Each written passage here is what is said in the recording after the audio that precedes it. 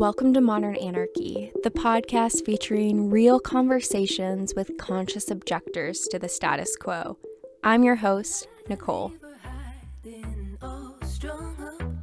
I tried to keep her quiet, but she's screaming inside of me. I tried to keep her hiding, oh, shut up. I tried to keep her quiet, but she's a wild, wild woman. On today's episode, we have researcher and professional photographer Emma Phillips join us for a conversation all about the aesthetics of sexualization.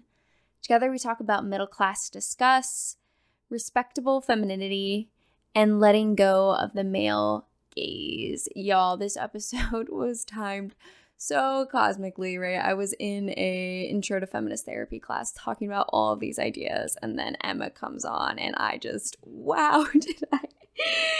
We went to so many fun places and so many of these conversations that I was dying to have on the podcast of just like how prevalent the patriarchy is. And also at the same time, are we at this point in society where we can start, instead of focusing on how we're received within a patriarchal lens, actually think about what we want as women and what is the feminine gaze? How do we want to be known in the world, right? And can we locate the power within that rather than the inevitability of sitting in the patriarchal mush that is our culture? If none of that makes sense, don't worry. Like, you're going to dive into this conversation with Emma and I about all of that. And I hope you walk away with even more questions and things for you to chew on and think about later. Y'all, tune in. I was in Chicago I think it might have been January, and I didn't have anything to cover my head or my ears. Because I don't think I'd experienced that cold in Australia. I was unprepared. I had to go inside to get out of that wind just to get my ears. Anyway, I learned a hard lesson. I'm lucky. You're lucky you're still alive, like with Chicago, you never know out here. It's crazy. Yeah. Yeah. Well, my day has been going well too. I was just working on my dissertation, trying to put in some time on that long scroll. How's it going? It's a slog, isn't it? Yeah, it's early, and half the time you're just like, am I doing the right thing? Am I going in the right direction? Like, but I guess you just trust yourself and you keep going and yeah. How about you? How far in? How far in are you? I am early, so I'm only finishing up my second year of studies, and then I have to have it done by the end of my fourth year. So I'm still like just in the beginning stages of trying to do my lit review and that whole process before I actually break out into my own study. Yep, great. Yeah. I found that, I don't know about you, but I found that first year really quite torturous. It's just because you know what you want to do mostly, but there's this great, just the rabbit holes that open up and the way, the areas, and I just felt like I would go into something and then I would critically think my way through that and then critically think that and critically think through that. And it was just too many, and where do you pull it in and what parameters do you put in place? And, we're new to it, right? So it's like, how do you even do this thing? Absolutely. Yeah. Cause I could go anywhere with it. My topic is relationship anarchy. Oh, great. Yeah. Cool. So I could talk about the history of monogamy probably for a whole book in and of itself. So then, where do I contain myself? And especially because there's no literature on this topic at all. So then that makes it none. There's one article from a feminist in Spain that talked about the practice, but beyond that, nothing. Wow. So then it's almost like, where do you go? How do you define something that doesn't have, literature to even talk about? So, which is fun. And also, very much so in the dark of which direction is the right way. That's great that you're doing it though. I mean, obviously there's a massive need for this conversation to be raised. So, all power to you. Thank you. Yeah. Are you done with your dissertation and PhD? I am. Congratulations. Yeah, I am. Thank you. Oh, yeah. Yeah. And that last kind of maybe 3 or 4 months got to be a little bit hellish because obviously finishing the writing is one thing. And I felt like I had done that, and I had my supervisors kind of going, yeah, you finished, And then there was just all this admin from the uni and a whole lot of stuff and feedback from examiners as well. Like one examiner passed it, no problem. And the second examiner was like, no, we could tweak it here and there. And it was just by that stage, I was so done with it Yeah. that it felt almost traumatizing to look at the screen again and do any more work, you know? Absolutely. I mean, with respect to people who've been through actual trauma, but, you know. Right. Yeah, very loosely speaking. Sure. Yeah. I mean, it's like you've already ran the marathon, and then at the end, they're Yeah. like, can we add a couple more Can you just miles? go back a few? Yeah, that's right. Yeah, exactly. You're like, no, Yeah. signed up Yeah. for this. This is what I'm doing. But Yeah. yeah, what was your topic on? So mine it was called The Aesthetics of Sexualization. So I'm a photographer. You probably picked up on this, but I'm a commercial professional photographer that I've been doing that for about 10 years. So I have this sort of weird trajectory where I, out of high school, went and did a humanities degree, which I never finished because I was too busy with other things that were not about study. Yeah. And then I, took off for a couple of years to another state in Australia and did nothing for a while. I came back, made vaccines for a little while, and was just shooting. I know, another lifetime.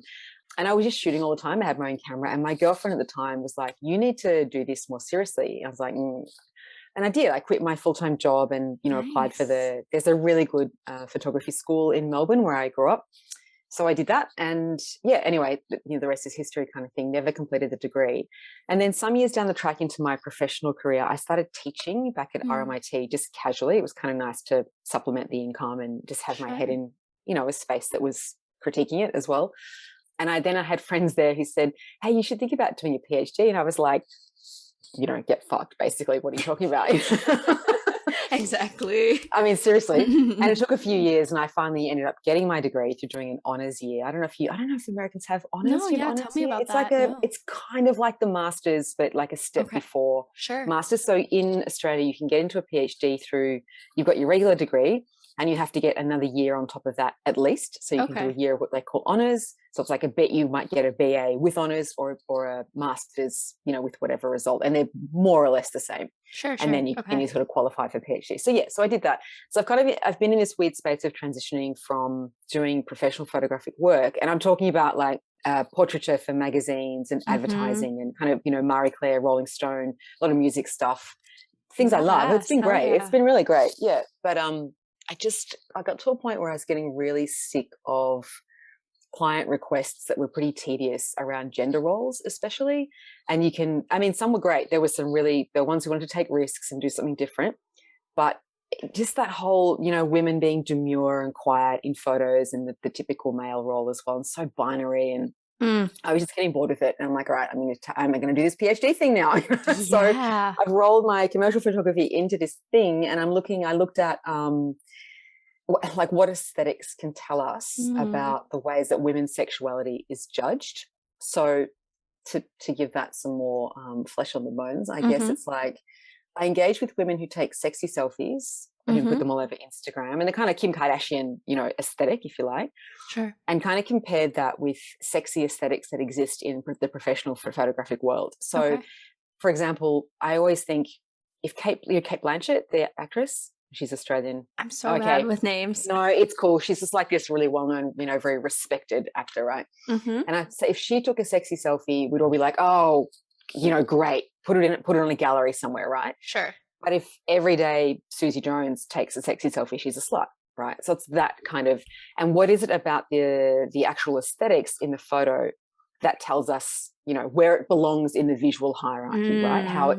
The old thing is like, the middle class are defining what sexy aesthetics are okay and what kind of sexy aesthetics are not okay. Because I don't think feminism says, no, sexiness is out. Feminism allows some forms of, bodily display, representation. Absolutely. So long as that's in an art gallery, as long as it's in quality literature, right? It's kind of high-end stuff. But anything that's like low class, so to speak, and the discourses that come out of that, I think, in middle-class feminism are kind of like the discourses of concern. Oh, she's at risk.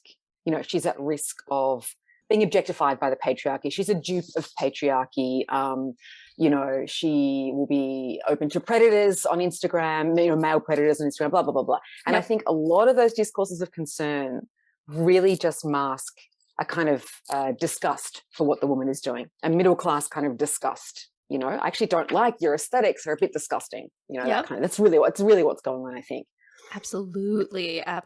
Yeah. I mean, you're pointing out the gosh, what's the word for it? The double standard, Yeah, you know, yeah, of completely. the middle class ownership of sexuality compared to stardom, fame, you know, that almost there's a different lens there for art and artists to be able Hmm. to show the body in a different way compared to normal humans, I mean, or everyday humans, whatever words we want to use to describe that. I mean, where do you think that binary comes from, that like dichotomous thinking where this is good, this is bad? What do you think that's really rooted in at the core? Yeah, that's such a great question. I think I did a lot of thinking on this, and I don't have a solid answer for you, but I think a lot of Sure. it really falls back on. I mean, we can always point the finger at religion, and yeah, Yep, huh? yep, I'm here for it. Let's always point the finger at religion, with whatever is going wrong, I think. Yes. And I looked also at, I mean, old stuff around sort of middle class, middle and upper class Victorian ways of being Mm, that were designed to exclude the working classes. So the obvious thing of, the rules around cutlery use, right? mm, So mhm, if you don't mhm. know how to use the cutlery properly, that's because you didn't come from a particular class where those rules were conveyed to, children and each other. And it's a marker of that class. So it's Yep. designed so that if you come in and don't use the cutlery properly, we know you're an interloper. We can tell you're from another class. It's a marker of that class. And it's Absolutely. designed to, put barricades up against lowly classes from entering that space. And I think, it maybe to some it sounds like a stretch, but I really think it's the same kind of thing when we're talking about sexy aesthetics. Mm, It's like, I'm going to say that this kind of sexiness is okay, refined, artsy, in a gallery, maybe in high-end fashion magazines, even in mhm, advertising, but not if you're actually taking photos of your own body. You must be a dupe of patriarchy. mm. And I see that as a way to mark my boundary, my middle class boundary. I don't want your disgusting aesthetics interloping, if you like, or interfering with my, middle class way of being. Sure, It's sure. it's about taste. Mhm, yeah, and I'm thinking about maybe the different intentions between the spaces. I mean, someone could argue that like, oh, art is for the art, not for the sexual opportunity that maybe a selfie is projecting into the world. But I mean, even that is defining the purpose of what the selfie is and other sorts of things within your own lens compared to maybe a whole different intention by the person posting it. I mean, it is imbuing a lot of things Mm. onto their post that exactly what you're hitting at is that middle class containment, classist Yeah, yeah, thinking. totally classes. Containment is a nice word, actually, I think. Mm. And I, Mhm. and I think, in this era of this sort of fears around so-called sexualization or, raunch culture, the whole Ariel Levy Mm. fear about women becoming too raunchy and sort of an internalized misogyny Oh. just doesn't give room for the myriad number of sexualities that women can present. It's supposed to be a proper, gentle femininity, quiet, reserved, respectable. Respectable is the Mhm. word, right? And if she's Mhm. not displaying that, she's somehow unfeminist, not feminist enough. Absolutely. And so then could you say more about the critique of raunchy for maybe a listener who hasn't heard about that? What would be the critique of being fully in your sexuality and embracing that? What's the critique? Yeah, sure. So I guess I'm sure you know this very, very well, but the idea of this kind of raunch culture that we're in, and this has probably occurred from maybe just after the turn of this century. There's Mm. been a lot of, I would say, middle class, generally white feminists, often academic feminists, who have turned their lens towards what they're calling a hypersexualization of what they say children, but they really generally mean girls and women, young Mm. girls, Mm. and that is that they are becoming too sexual too early, and that looks like stripper culture or, the sort of the bodies we see in music videos and things like that are too much tits and ass. Yeah, yeah. And this word too much comes up a lot. It's like too much for whom? What's what standard are they trying to apply that yeah. So hyper raunchy is apparently not a good thing according to these mainstream feminists. You need to pull it in a little bit. And I guess for me, this kind of, and I'm just going to dig into very briefly a little feminist theory. I won't stay there I long. love it. We could do this for the whole hour. I'm listening. it just falls back into the, the old feminist sex wars that occurred, and it started, I shouldn't say occurred, I mean they're still going, but it started in the early 80s, and there was a conference, it was the Barnard conference, I think, where there was a real push by kind of, that the sort of the later stage second wave feminists who went, we haven't really allowed a range of female sexualities to come to the fore here, whether that's queer sexualities, whether that's how I want to display my body for you, what I do in my bedroom, just, whatever. It's like, let's open this conversation. And anyway, a lot of other feminists kind of went, no, we can't have this because any sort of sex, especially heterosexual sex, is just folding to the patriarchy. And yeah, it's not okay until we kind of have a gigantic revolution and smash patriarchy to pieces. Then it will be okay for women to have sex with men, et cetera, et cetera, et cetera. Right. So this became known as the feminist sex wars because there really was kind of a war within feminism at this time, enough that I think the conference kind of blew up, Mm-hmm. So what's left of that is still this conversation around how do women do sex and sexuality and sexual representation under patriarchy when we exist in misogynistic cultures, and this is true. How do we find our positive sexuality in that kind of framework? And this is a question I think I'm really interested in. And it comes down to nitty gritty, like things like the orgasm gap, and for me, it's about, we don't have the same, I can see you nodding and smiling. Tell me what's the orgasm gap for anyone who doesn't know. Yeah. And I forget the percentages, but if men have an orgasm, something like 90% of the time they have sex, and women are having them at 65% or something like that. It's pretty close to those. That's even generous. Yeah. Right. Okay. Yeah. And I'm kind of horrified by this stat, what's going on. And I think from a really young age, I was like, okay, something's really up here with our culture, or what we're telling women about how to be polite girls who, keep their legs together and don't explore their bodies and don't even know their bodies maybe very well. And yeah, so I mean, a life of thinking through these things and feeling like the gender binary just didn't serve me as a kid either. It kind of shut me out of a lot of spaces. And turning my hand to photography and going, all right, let's look at representations in photography and women's sexuality, So here we are. And just to kind of wrap that, I'm on a monologue, but just to wrap that up, Go. Thank you. Very nice of you. The feminist sex wars are still at play, so to return to the question about raunch culture, here we are again in the 21st century, still having mainstream feminism say, you're not okay the way you are, you need to be a respectable good girl sex is okay, anything outside of that is not okay. So Ariel Levy was kind of the champion of that, and it just leaves out so many women. And I'm loving in the past few years watching women like Cardi B go, you know what, I'm going to show you what it actually is. Here is my sexuality on screen. It's just a beautiful thing.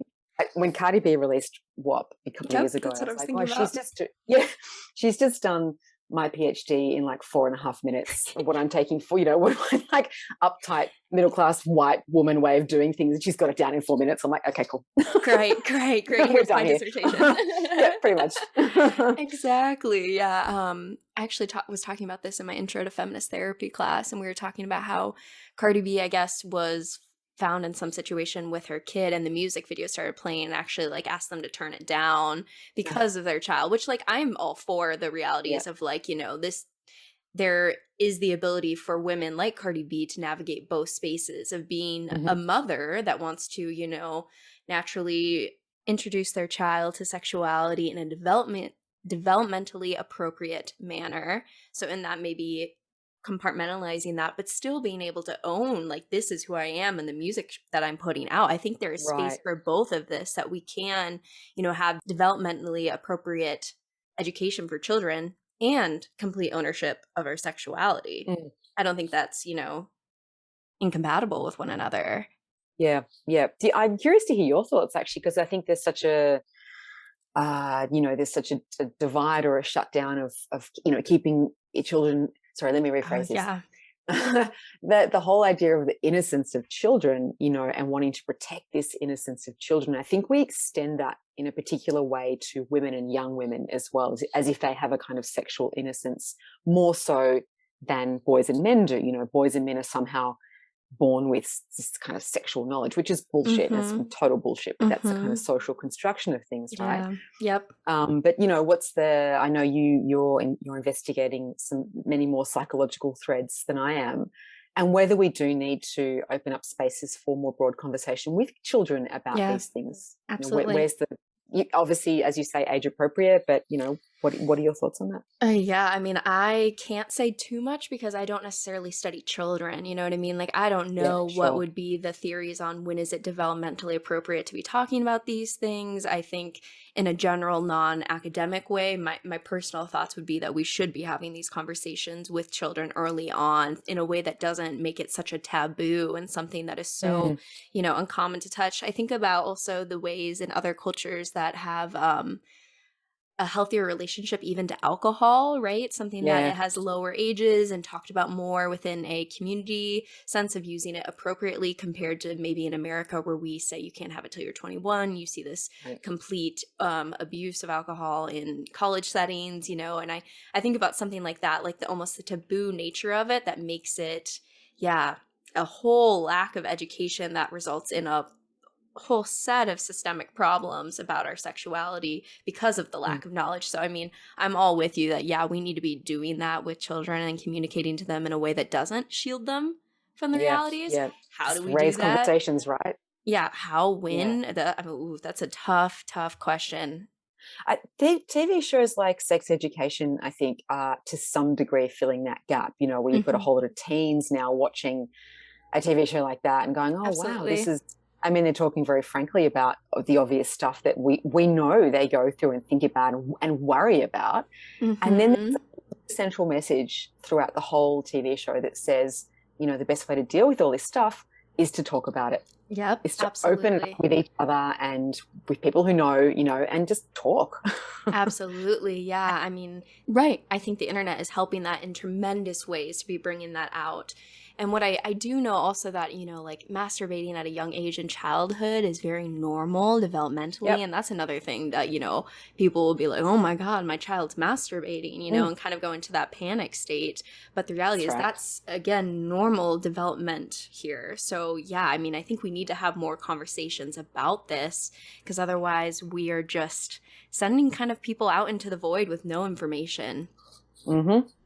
Mm-hmm. Yeah. Yep. Mm-hmm. And then, of course, there's that panic that a lot of people are having around pornography, where it's like, oh, but our kids are going to learn from pornography. It's like, well, there's good and bad to that. And maybe if you were having the conversations earlier and speaking directly to that also. Mm-hmm. But I guess, and we're pointing the finger at sort of educators, including parents, but I also think they're ill-equipped, aren't they? Like, 100%. grossly ill-equipped. Absolutely. Where do I go to read about how to do this? Do you know what I Yeah. mean? I mean, I think part of the whole problem is like the patriarchy, right? Because the patriarchy is who controls all the way at the top that controls media. What if we had something like Netflix for pornography that had a more like expansive, feminist, queer porn stuff that showed, different power dynamics than the majority of porn that you find online, that maybe would lessen the concern about, oh, they're going to learn from pornography, right? I mean, that is already, it's such a private thing that we can't have something like that on Netflix because of who controls the money at the very top. So, I mean, the problem is all the way at the top that has been controlling all this and stamping it all down, right? Otherwise, we would have more research, more funding for these sorts of things to actually change. I mean, and that's where I hope we go, right? Yeah. But we talk about that kind of control, and of course it's an economic control at the end of the day as well. And it makes me think of you've got the credit card companies also pulling their money out of spaces like, oh my God, my brain. Online spaces for sex workers, and even just presenting sexualized imagery or whatever, that you can't use their credit cards. This isn't America. I don't think it's the case here necessarily, but Yep. I mean, Instagram, YouTube, right? They'll start blocking you for anything related to sex, or even the mention in your posts and things can change the algorithm for how people see you. So, I mean, we know this. Maybe we need more people as psychologists coming forward to advocate for the mental health of, access to healthy sex education. I know there are probably a lot of people in that space doing that sort of work, and we need more of that to actually create a larger political change in our systems, right? So Mhm. that we have better. It's so tricky though, because then you don't, I mean, I guess it's better monitoring like what is considered educational versus provocative in a way that's inappropriate for people to see, and who gets to Mm. define that? Who gets These to are define tricky. it? Exactly. Yeah, Yeah. yeah. I actually got one of my YouTube videos. It was interesting. It didn't, the YouTube video itself I recorded with a sex worker didn't get banned, but specifically the URL to their website got banned. And I was like, Wow. okay, interesting. I know, it's like Oh, interesting. And when I read their descriptions of what is banned, it's things that are posts for sexual gratification. okay. Yeah, which I thought was interesting. I'm like, how do we Right. define that? So pleasure is not okay. Yeah. And what if you have like a foot fetish? Like, what if, can we post Yeah. videos of our feet? Like, where do we Yeah. define like one sort of thing is like, this is okay, this is bad? I mean, Yeah, that's right. yeah, it's Oh God, interesting. and that question about who is defining it just persists, doesn't it? And for me, I guess related a little bit to my PhD, thinking Yeah. about who does define these things, and it's still typically, probably in your country as it is in mine, overwhelmingly middle class white people. Mm-hmm. Mm-hmm. Overwhelmingly, not Yep. entirely, but overwhelmingly. Most of our mainstream media spaces are run thoroughly by middle class white people. Yep. And that Yep.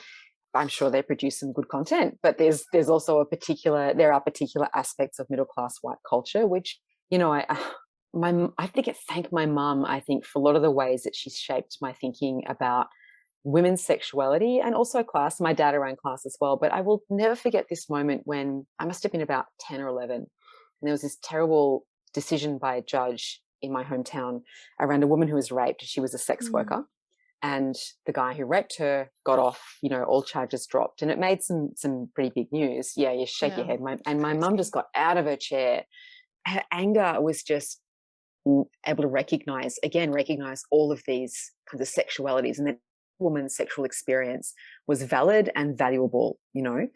And then at the same time, my parents sort of coming from this working class background, but having these middle class tastes and aesthetic tastes in music and culture and Sure. education, and that's going to put me on a path to now really definitively being in those kinds of spaces. So I kind of feel like I understand to a reasonable degree what those cultures of taste mean, and how they Mm-hmm. can be, how they can feel at once to a middle class person like they're real and true and valuable to you.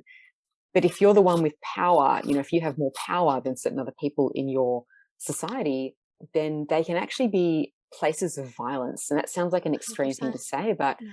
they can. And it's not, again, it's not that we have to therefore completely get rid of our tastes or change what we like, but it's about including others and listening to what they like and need. And if a woman says, I want to show myself on Instagram like Kim Kardashian does, and I'm going to take 7 selfies every day and do that, that is valid and valuable.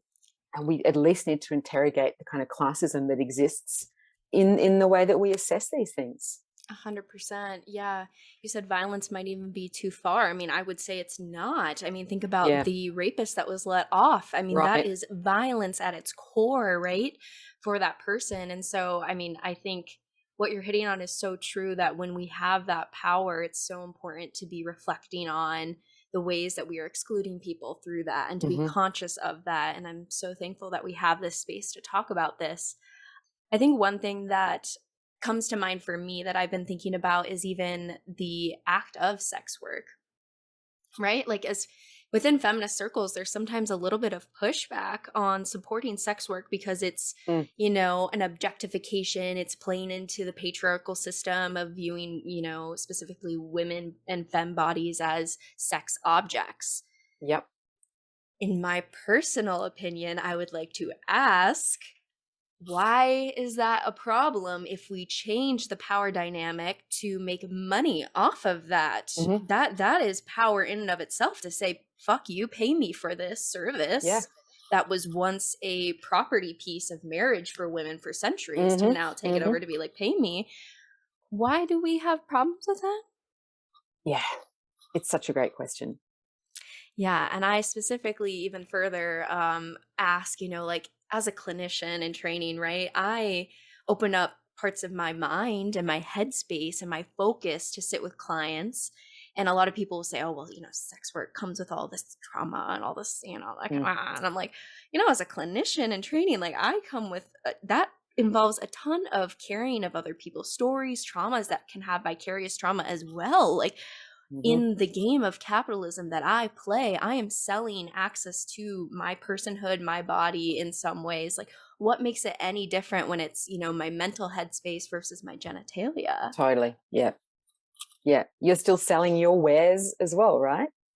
But you, of course, your work occupies a so-called legitimized space in middle class culture. And again, we say middle class dominates, they get to choose. They're we are agenda setters, and so there's this value system. And I think it really, it plays out in so many ways. But of course, my focus has been on the visual, and it plays out in a visual language often. And it's been an interesting process for me over the sort of 3 or 4 years that I've done my PhD and kind of coming out of this professional photography space, where I've had to really self-interrogate as well, because of course I have folded into that, legitimizing culture, if you like my images. So I should also say with my PhD that the research design was focused on meeting with women who take sexy selfies on Instagram and actually doing a photo shoot with them, saying to them, hey, treat me as if you've commissioned a professional photographer. Tell me what you want to do. Let's design it together, but I want to hear what you want to do. And then we go off and, do this shoot over like half a day. So it was great fun. And I really had such a good time, amazing. I think it was really kind of beneficial to both of us in different ways. So I had about 8 women I did that with, and there was so much that I had to think about, and I'm sort of smiling and thinking about how I had to confront my own judgments. Things I'd carried for a long time about what made a good photo, what made, just generally, whether it was like a sexy photo or otherwise. There was always this sense that there's something inherently good about particular aesthetics, as if it comes, like the example I used before of having Cate Blanchett or any kind of top line actor or someone we know and respect present themselves in a sexy selfie, then that goes into an art gallery or something like that. That is an inherently good thing. It's not an inherently good thing. It's just that meaning has been made by particular groups of people who have a particular level of power in society to make that meaning. Absolutely, to put it. Dictate what makes a good photo, so to speak, right? I tried that because I was like, I'd carried this sense that good photography means you straighten the lines here or you light in this particular way and hey, presto, that's a great photo. But actually it's just what my tastes are, and that those tastes accord with middle class tastes. And that affords me, that knowledge I have and the ability to make a photo like that affords me access to high-end middle and upper class spaces in visual culture. I can shoot for the magazine cover. I can put my work in a gallery and I can be rewarded for that. I can be socially rewarded. I can be financially rewarded for it because it's legitimized, right? It's legitimate in terms of culture, so to speak. So, so a lot of what I wrote about was this confrontation I had with myself around, wow, what is this thing that I do? And it's not all that it's not all it's cracked up to be. It's not what I thought it was. It's just it's culturally, it's culturally determined by people who can do that cultural determination.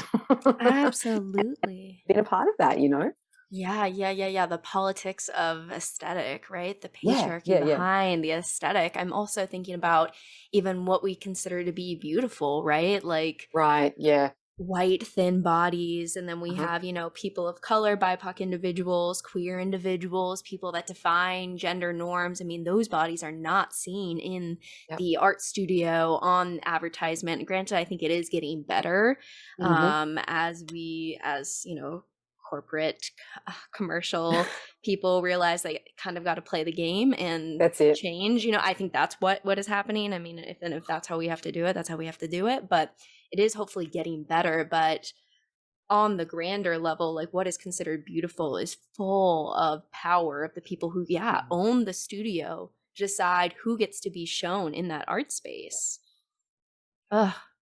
Yeah, that's right. Yeah. My head's going in 1,000 different places. I know. This is the fun. You hear the holes again, right? That's also why I like to keep the podcast completely open, because I'm like, we could rabbit hole down like a whole mile Yeah. and just have fun with that. I'm also thinking about the fact that, like, me as someone who's going into a professional career, and you might feel this as well, being someone with a PhD, where I'm a little bit apprehensive to post a sexy selfie, because what does that mean as a future clinician that I would have that out there? Yep. Look, I really hear you on that. So when I finished my PhD, when it was actually like done, I was, hopefully this is not an overshare, but I was in the Very bath, and yeah. my partner brought the champagne into the bathroom, right? And so we poured a couple of glasses each, and she sat the glass of champagne near the bath, and I picked it up and then took a photo of me in this great big happy, my face is like, yeah, I'm done with this. So it's a really joyful kind of thing. And so there's like there's some nudity in there and this kind of glee. And we both went, oh, we should put this on the socials and celebrate. It's not a selfie, but it's, Sure. Yeah, sexy absolutely. and it's whatever else, and happy. Absolutely. And I was like, I don't know if I can do this because, my Twitter feed is full of people I want to work with down the track maybe. And is it risky for me to do that? And here I was again confronting this terrible tension between championing women's right to to be sexy in images as they see fit, sexy selfies, and really push this, and then go, oh, hold on, I don't know about doing it for myself. Absolutely, because there's consequences. I mean, yeah, that's right. Yeah. And that's the thing, isn't it, for women in so many respects, there are consequences of displaying your sexuality in a way that fits for you outside of those norms you identified before. There are still consequences. Absolutely, because the patriarchy still has control, right? For the most part, yes. And so there are so many real, losing my voice here. There are so many real consequences to these actions. And I'm also thinking about how it's almost like the aspects of women and femme identity can only be, certain things, even like the concept of motherhood. Once you become a mom, being able to post sexy selfies then almost conflates your motherhood identity. How could you be sexy and a mom? Yeah, that's right. That's right. It's not the proper way to be a mother, is it? Not the proper respectable. Yeah, yes, absolutely. So many levels. Which is why I've been really appreciating Rihanna in her pregnancy and the full, like, yeah, I'm pregnant and I'm going to dress sexy because I can. This is my body, and that ownership over that. I think that is a novel representation in media compared to motherhood as this, again, demure, we're in our little thing, whatever, right, compared to like sexual ownership of the beauty of the feminine body in pregnancy and motherhood. Yeah. Oh. Yeah, so fantastic, isn't it? And Black women again doing that work for the rest of us, I think in so many ways. It's so powerful. Absolutely. Yeah. Yeah. So you posted the picture. I didn't do it. Oh, shoot. I know, right? It's still saying that I could maybe after. Yeah, I know, right? I know. I mean, it's all personal. I got too nervous. Yeah. Yeah. It's just not the kind of thing I guess I've ever really done. But, and one of the questions that one of my PhD examiners raised was there a point at which you did your own sexy selfies, and would you talk to that? And I didn't really dabble in it. Here I am talking about it, but not doing it. Yeah. Is that a problem? No, maybe it is. We can explore it and talk about it, like, I think that, because, I mean, there's also space for people that want to reserve their body and keep that private. Like, right, part of, at least in my opinion, part of feminism and my, in general, political views are that people should have choice, right? Yeah. And so, like, it's not like you have to put your whole body out there to be a feminist and to be liberal. That is a choice that you can make. And so for the person who wants to post the selfie, hell yes, post it. Person that doesn't, hell yes, great. You know what I mean? Yeah. So, like, it comes down to you and what you want to do. There's no, like, and this reminds me of even the gender politics you were talking about of feminism at the beginning, where a lot of feminists would be like, you can't have sex with a man because you're having sex with the patriarchy, like you have to be a lesbian to be a real feminist. Yeah. Again, no, right? Like, it comes down to that choice piece. And that's what we want, is everyone to have the empowerment to make that choice with their bodies without judgment and shame. Yeah, totally. Yeah, yeah. Yeah.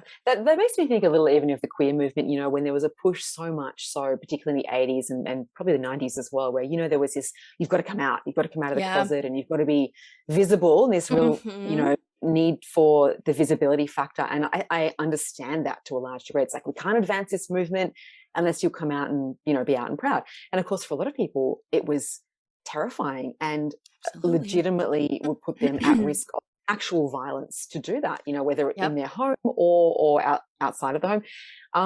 And they couldn't make that choice, and it's not, I shouldn't conflate the two things, that women's representations of their own sexuality is not exactly the same thing as the queer movement, but there's a Sure. relationship of sorts, and Absolutely.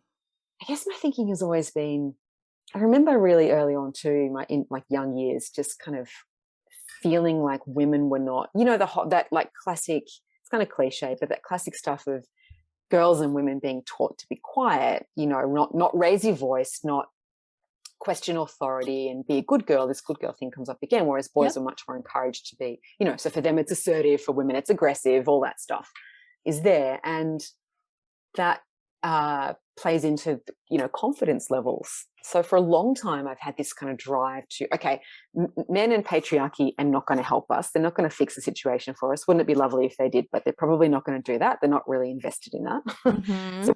for ourselves, we've got to form Yeah. some sort of like, allegiances and solidarity movements that raise our consciousness and raise our Absolutely. confidence.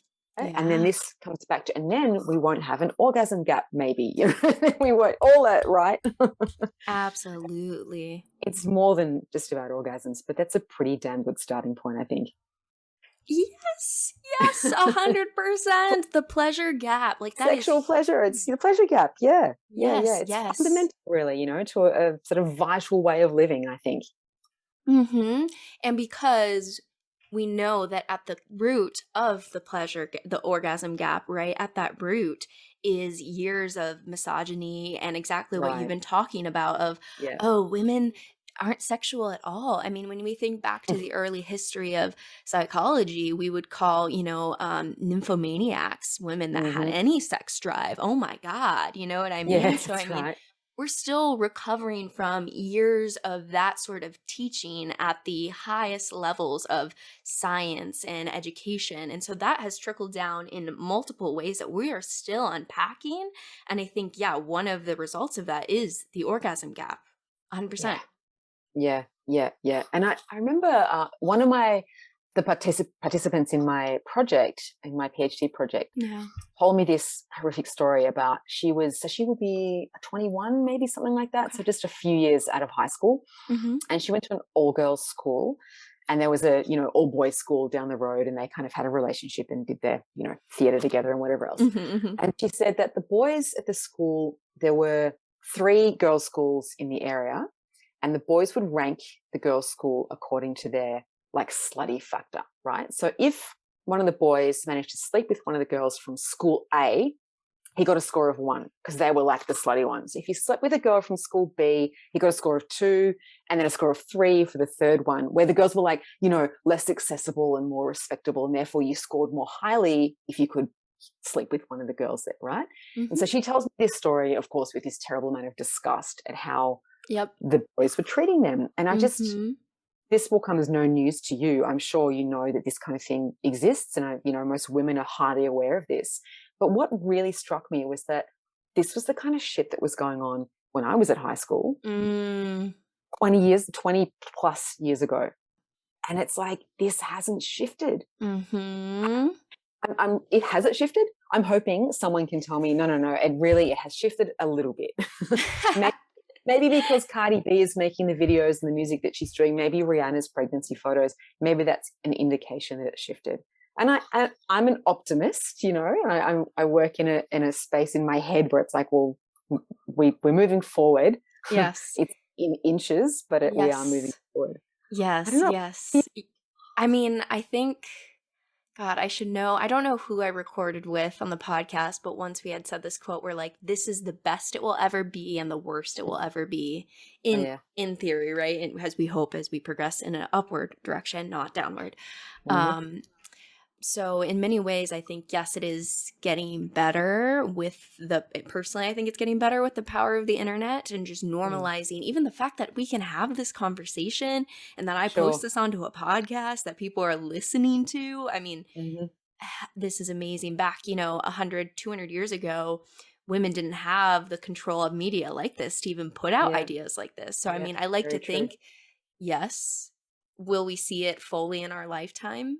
Probably not, right? Like, that's the realistic of the power is so much in everyday things of media, the world, the history, what people are learning in education. I mean, so no, I don't think that we might see the benefits of it, but I do think that we are creating ripples and waves, just like the early feminists were in their time too, that will kind of echo out to be better.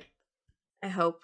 You know what I mean? Yeah, Yeah. absolutely. I think so. I think you're right, and I think also, as we in many Western countries begin to break the shackles of religion. Actually, I'm back at religion again, and I think we are breaking those shackles. It's going to be a slow process, and I know that there's a stronghold in America that we probably don't have in Australia. It's pretty frightening in some respects where you are. Yep.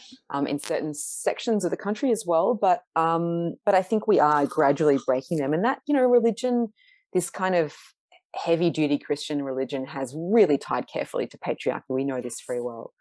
And as people start saying, you know what, there's another way to do this. We don't need this. Absolutely. I think spaces will open up where women and all kinds of people who have not sat in that mold of very heavily structured, father figure patriarchal religion, because it doesn't serve most men either. Mm-hmm. As we break from that, maybe we will. Yeah. Go ahead. You were going to say something then. So, like even that question of does it serve men? We have to remember men have the highest suicide rates later in life, right? So, I mean, because I've even asked that, like, what if the men are just happy at the top, ruining everyone else's lives? But like, you know what I mean? Like the suicide rates are significantly higher and successful suicide rates. So, yeah, the men under this patriarchal structure aren't happy either, Not working right? for them. Exactly. In my class, there's actually a discussion about religion and how do we hold space for religious and traditional values. And I think this has been something that has been really hard for me to try and think about, because as a queer person that was brought up in a more fundamentalist Christian environment, I felt the layers of misogyny and patriarchy when I was told that I would have to be a stay-at-home mom if I had children, that I could never hold a position of authority in the church, that purity culture and all of that sort of, So, I mean, I think this is even a hard question too, of like, how do we as feminists hold space for the women and femme individuals that choose to align with religion, knowing that it has so much cultural influence of the patriarchy through it? And like, is it possible to pull the cultural conditioning of patriarchy out of religion? I don't have answers to that, right? Such a great question. I mean, I remember being in San Francisco and meeting people who were attending, and I forget the name of the church, but there were maybe a Baptist church or something where it was really, not only was it queer friendly, it was kind of run by queer people, So it was just like, come as you are kind of thing, and we genuinely have space for you here. And it was the first time I had considered that religion could be friendly, even remotely friendly, to people who sat outside of those generally typically heterosexual, patriarchal, all the things we've been saying. But exactly. Yeah, it's tough, isn't it? Yeah, and I think that might be the difference, is like, how do we understand the early original texts, and can we interpret them in a way that can strip away the patriarchal influences to allow space for queer people, to allow space for femme and women leadership? And I think that's possible, and I think we're seeing examples of that. But yeah, I personally have a problem with the patriarchal concepts that your purity is and value as a woman, particularly, which is really emphasized here, is tied to your sexual purity. That if you sleep with multiple people, you are somehow less sexually pure. And I am all for people who choose to wait until marriage. Like, sure, if that's your choice and that's what you want to do, that's great. And like, chastity is a kink. That's a kink that people practice, where they say, I want to wait, X amount of time so that I get really, really turned on and have to sit through that. So like, hell yeah, do that, wait. But we don't want to do that because if I were to sleep with someone, then somehow I'm lesser. That's where if there's some kind of moral obligation. Exactly. It's this kind of ongoing ways that religion and obviously patriarchy write like WRITE morality onto women's bodies. And I just, how is it we got to a place where sex became so freaking weird for people who ascribe to certain religions? And I respect choice again if you choose to be religious, to follow a certain way of being, but it seems there was this, a long time back, there was this kind of, it's like, I don't know, sex is the thing we're going to focus on and make it this unholy, and especially for women. Especially for women, when the ways that women's bodies perform. And I actually wonder, I'm going to go somewhere weird now, but do it for it. All right. So my very loose theory and unacademic theory is that, men have got a long-standing fear of women's bodies, right? This is not my theory. This is well accepted, of course, by many, many feminists, but that women present this great enigma to them. They perform, they can have, they can make babies, right? Like, they're pretty incredible. And women's sexual power is such that men have felt the need to suppress it. I would go as far as saying maybe even created religion to be able to do that, to kind of justify this and then ascribe the morality of the day right onto women's bodies so that they could justify the control of women's bodies, the regulation of women's bodies, the policing of women's bodies. And we see it in new forms, and I think there are aspects of mainstream feminism even that have adopted that, where it's caught up in judging it as an issue of concern. Raunch culture is a place of concern because women might become what? What might they become? What might happen? What is going to happen? Exactly. The society is going to be torn apart, right? If Instagram, Yeah, 100%. Yeah, the only other thing I've heard about is like the objectification, playing into that objectification, which I think is not a fair argument, again, because you are taking the power dynamic back by charging and establishing a working relationship of boundaries of what is consented to for the price of what you're paying. So I think there is power in that, just as much as, again, any sort of form of capitalistic work relations. So like, I think that's not a fair argument. I am open to someone telling me more of the feminist argument of like why that's a problem. But as you were thinking, or as you were speaking, I was also thinking about the fact that maybe sexuality was confined and controlled to try and protect against STDs and STIs that were at the time. That's fair. Yeah, like I'm all for that because you would die, by having multiple partners, and having that sort of. But also, like, at the very core, at least, of Christianity, we see Eve be the person that, tempts man. And because of that, that's why she has to go through birth and the pain of labor and all of that sort of stuff. So, like, even the mythology around women, at its core, the women's body is because she is sinful. She's the one that tempted. And she's responsible for the fall, right? Yes. And that fucking shit trickles into everything when you're like, oh, now women's bodies are tainted and closer to Satan, more, and that will just pervade everything. So I think we are still, as a society, given how prolific Christianity was in the white culture that dominated colonial thinking at the time and spread all over, when we are still healing from that violence. Yeah, you've really hit on it, I think, and it's going to be some time yet, isn't it? Yeah. Yep. The other thing I'm thinking about that you were just talking about, women's presentations of self and the objectification discourses that come out, and especially this particularly offends a lot of feminism as well, that says, she's self-objectifying. I think there's a dialogue to be had around desire, and we don't really talk about, we don't talk about desire often enough. And by that, I mean, some of the women I worked with in my PhD would say things to me, and it took a while for them to get to this point because I could see they felt like it wasn't okay to say, but once we got to a trusting place, they would talk about it.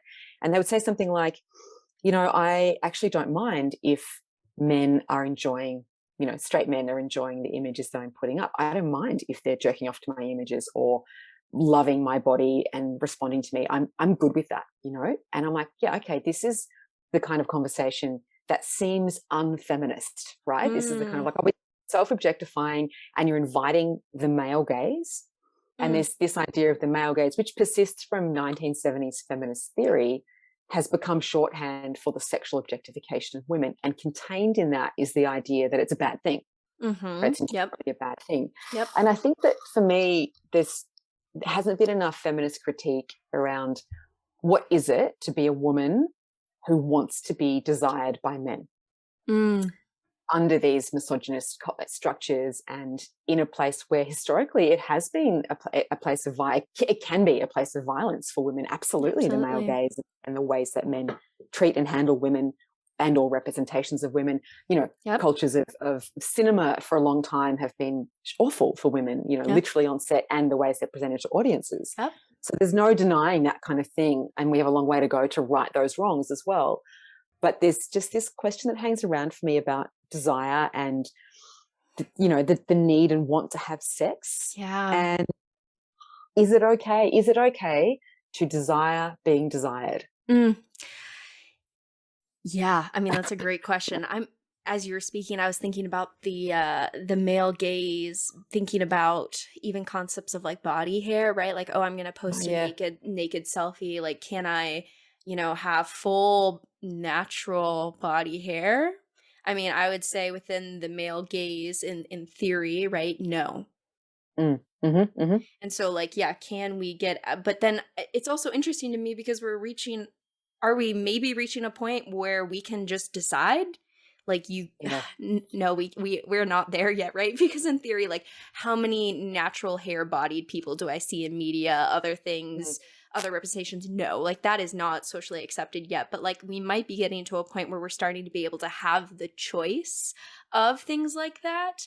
And things like being like, yeah, I want to be desired by the male gaze because it's what I want. Like, it's the consent piece of that. Like, I'm consenting to this.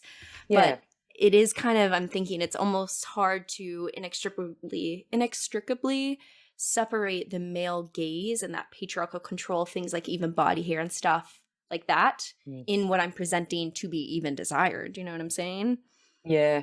So are you saying then that the way that women, you know, overwhelmingly present, where there's, of course, still devoid of body hair and things like that, obviously ties to what we started speaking about was slim, white, you know, smooth-skinned, feminine, you know, in that conventional kind of way, that those kinds of aesthetics still dominate. And so we are tied to a particular male gaze, which is still maybe omnipresent or something. That's the fear, right?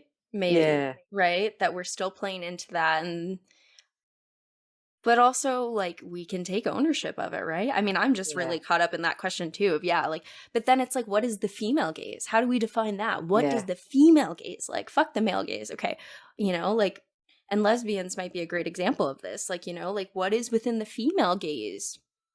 And then we could ask, like, are we playing into the male gaze or the female gaze or just human gaze? You know what I mean? Like, when are we playing into it versus when are we actually in our own liberation? Yeah, look, it's such a great question. It makes me think also of one of the participants I worked with, a woman called Michelle, who does a lot of selfies from the neck down. Her Instagram feed is full of just lingerie fetish, and just every photo is some beautiful lingerie she's recently bought. And she talked to me about doing the photos for her. Like, and she really, you know, we hear this and we kind of go, I can just hear a lot of, you know, mainstream feminism, academic feminism kind of saying, oh no, she's not really doing it for herself. She says that, but she doesn't mean that, this kind of call of false consciousness. But Michelle looked me in the eye and she said, these are for me. And she was absolutely believable in that moment. You know, like I believe her. She does these photos for herself. If that involves the male gaze in some way, because perhaps there's an inevitability to that, she was on terms with that. She's thought that through. She's there. The power is hers. You know, I really feel that. And yet I also look at her feed and I think, I know that a lot of these images are going to be received by a mainstream audience as so-called belonging to the male gaze. She's doing this because of patriarchal structures. You know, she's presenting her, you know, and it's like, how do we present, can we as women present in a sexy way that is for us, that actually is outside of those gaze structures? 100%. Yeah, that's a great question. And as a queer woman, like I find that Mm. sexy. So now Yeah, that exactly. person, Same. yeah, exactly. So that person is a result of now my feminine gaze.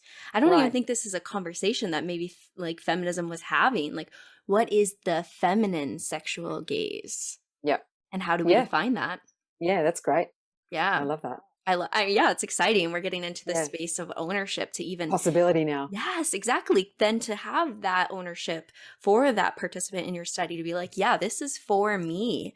And I think Mm. that is liberating. And I think it bothers me even when feminists come in to say, oh, that person doesn't know what she's thinking. You know, even that sort of like that's a patriarchal understanding Totally. in and of It itself. says, I know more than you Yep. do. Yep. I know more about you than you Yep. do.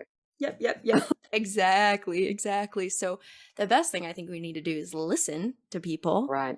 and honor what people say. And so if she Yeah. says it's empowering to her, then fuck yeah, it's empowering. Yeah. All power to that, right? Yeah, absolutely. Yeah. Yeah. I want to be conscious of our time. Do you feel like there was Sure. anything that maybe you didn't hit on today that was still lingering for you that you wanted to talk about? The very last thing, just while Yeah. we're talking about the gaze and ownership and, who I'm making photos for, was just sort of finish with a story about Michelle Yeah. by saying that at the end of the paper that I wrote on, it's kind of a case study working with her, and then thinking through this concept of what I was calling her seenness, SENNESS. And it's a way, I think, to reframe how we see these kind of male gaze structures when it comes to sexy images of women, whether they've made them for themselves or whether they're done by somebody else. We often, I think, figure or privilege the gaze first. It's like, how is this going to be seen? How's the audience receiving this? And that is really what is underneath the idea of this constant attention on the so-called male gaze. And I don't think we give enough attention to the ways that the woman in the image wants to be seen, just like what we've been talking about. So I gave it a name. It's like, well, let's talk about her seenness and let's listen, as you say, to what she's saying about how she would like to be seen. And there's a whole lot of academic work, like quite recent academic work that's being done on listening, like really kind of deep listening to what somebody is telling you or what somebody is writing down, and ways to actually do that we may not have considered before. And I like to take that concept and put it onto into a visual space. It's like, well, how do we see in a similar way to deep listening? Yeah. Let's see in a different way that is about this, this doesn't like remove the male gaze or deconstruct it completely. It doesn't provide a panacea to the issues of misogynist looking. But I think it's nice to maybe just try to reframe the way we do it by putting ourselves in her space as much as we can, in her shoes and how she wants to be seen. Absolutely. I think that is a great focus on the person and what they're going for and what it means to them. And at the end of the day, we can't control how other people look at us, right? Like that is outside of our locus of control. Again, I can be walking down the street in complete trash bags of things, and someone can use the male gaze to look at me and project onto that, right? Like that is always going to be outside of our control too, right? So it's kind of like what I think what we should be focusing on is exactly what you mentioned. What is the intention? How do they want to be perceived? Because that's where the power is. This is a choice that they're doing and bringing out into the world, and that's the power, not necessarily in how other people are perceiving them. Yeah, totally. Yeah, you nailed it. This has been so fun. I mean, this is so exciting. Thanks so much.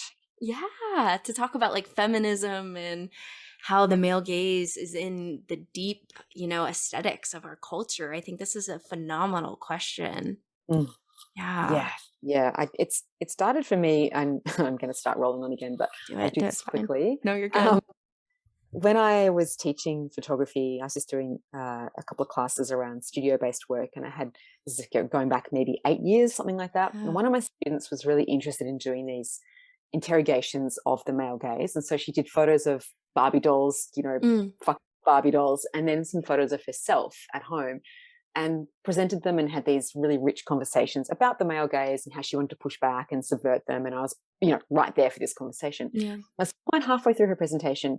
I thought to myself, damn, we can't escape this. Even if we're trying to subvert it, it's there, and the fact of even making these images brings up this conversation again about the male gaze. It gives it life again, if you like, you know.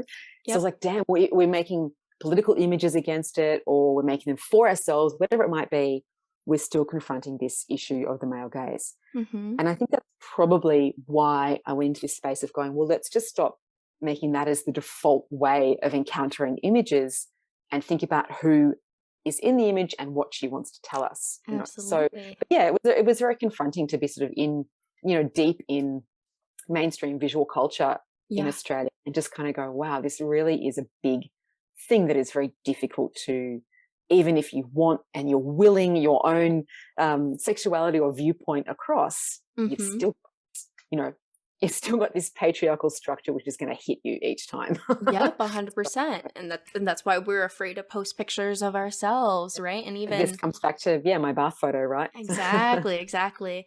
And even me, I'm thinking now, like, I have thought about doing laser hair removal on my bikini line.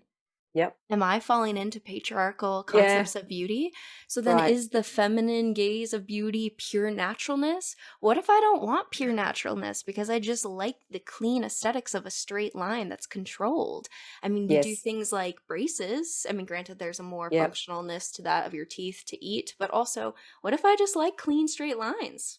Yeah, totally. These are questions I grapple with too with myself, where I'm like, am I falling into the patriarchy, or am I taking liberation? Because to me, it's an aesthetic that I like. Yeah. This is so tricky, but yeah. Eventually you end up in questions around free choice, of course. It's like, am I freely making this choice for myself, or has this been informed by, you know, I've been colonized by patriarchal views and that's why I'm choosing it? And it's just the amount of time, you're probably the same, the amount of time I spend thinking about that very thing with my own behaviors. Yep. You're just like, oh. And also it's unavoidable that we as social creatures are going to be influenced by people, patriarchy or not. Granted, patriarchy has controlled it for a long fucking time, but no matter what, we are going to be, you know, influenced by other people. So can we ever make a free choice? Exactly. Probably not. Yeah, exactly. Probably not. So what's the difference between getting our teeth whitened, for example, which is kind of socially acceptable, and getting a boob job, which is still like looked down the nose upon a little, you know? Yeah, that's a great comparison. And a woman should have the right to present how she sees fit for herself, right? But against cultural value, and I come back to my old, you know, middle class values and middle class taste aesthetics. Yeah, absolutely. I think centering then on the freedom of choice, centering on the consent of the individual to make that decision, and that's where the power lies. I hope that's where feminism kind of directs itself on, the freedom to choose, and there's that power. Yeah. Absolutely. And here we are talking today and choosing to speak with each other and raising the conversation. So, Absolutely. Yeah, it's very powerful, and I'm excited to have you here. There is one question I do ask everyone on the podcast to close. Yeah, and this question is, what is one thing that you wish other people knew was more normal? And take your time. I still have my whole tea. There's no rush. That's okay. That I knew that I wish other people knew was more normal. Okay. Yes. That is a really great question. Yes. I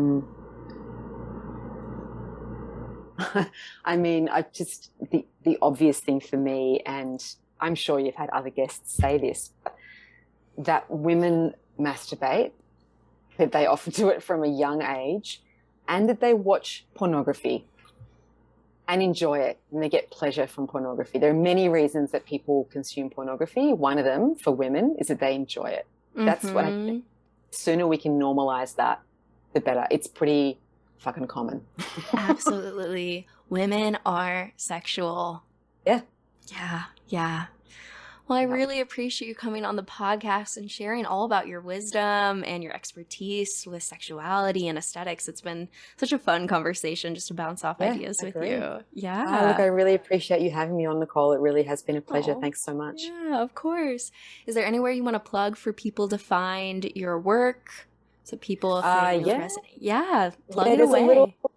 There's a combination of my photographic work and also the photos that came out of my PhD on my Instagram my Instagram account, so they can find, it's a weird one. It's Emma, Emma, Tremora, Tremora. So that was my dad's attempt at a Celtic middle name for my I love it. which didn't actually quite come off, but that's another story. Yeah. Emma, Instagram, come check it out. Sounds good. Yeah, I'll have it all linked below so that way people can find it. Easy peasy. Brilliant. Yeah. Thanks so much. Of course. If you enjoyed today's episode, then leave us a 5-star review wherever you listen to your podcast. And if you're a part of the anarchist community, then follow us on Instagram or nominate a guest for the show by sending in a letter to modernanarchypodcast@gmail.com. Otherwise, I'll see you next week.